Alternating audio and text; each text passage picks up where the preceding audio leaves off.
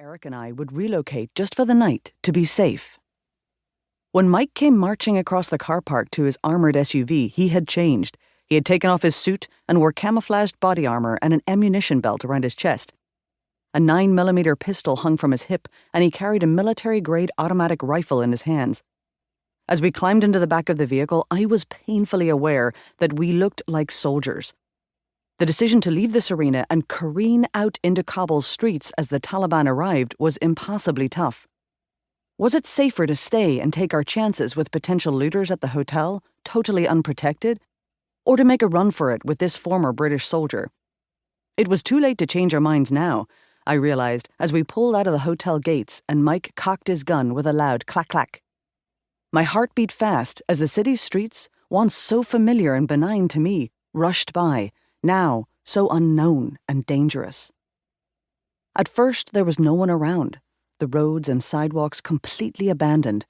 After we made it past the outer walls of the U.S. Embassy and swung around the Ahmed Massoud roundabout, we headed down the airport road.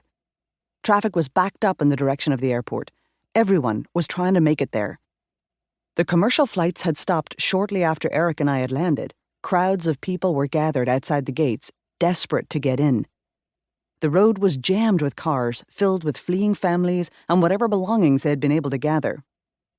Mike started to panic. Total chaos had gripped the area outside the airport walls. Government officials and Afghan special forces in Humvees and flatbed trucks had driven there, trying to get to the airport too, further clogging up the roads.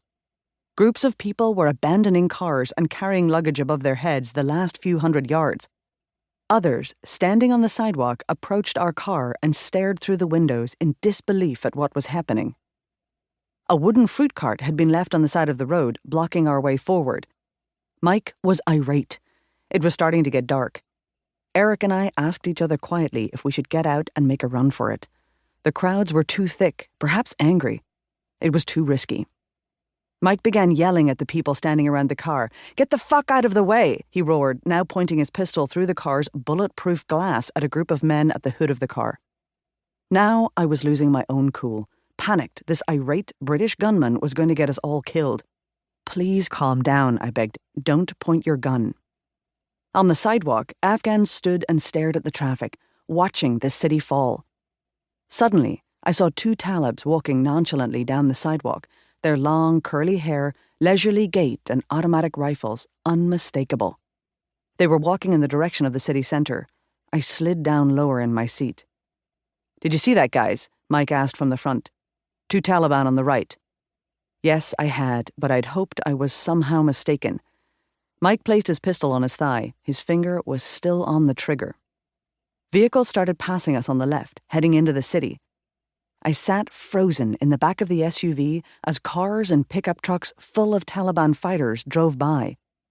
I felt certain that we had only seconds before a Taliban commander spotted us, stopped our car, and ordered us killed or detained. The fact that we were still alive seemed so improbable the scene felt dreamlike, yet the dread racing through me was far from unreal.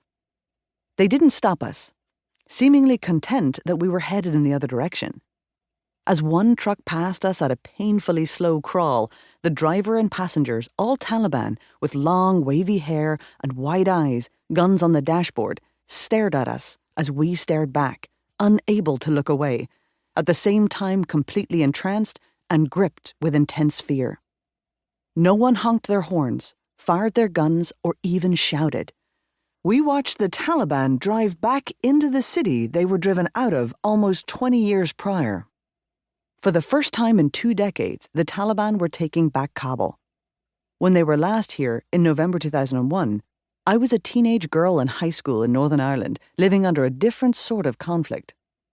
But it would be this war, this city, that would define me. Part 1.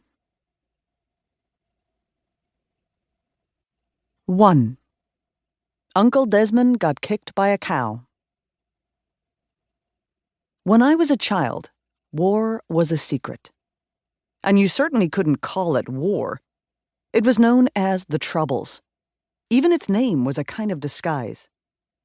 The Troubles were what my parents whispered about in the kitchen at night after my siblings and I had gone to bed.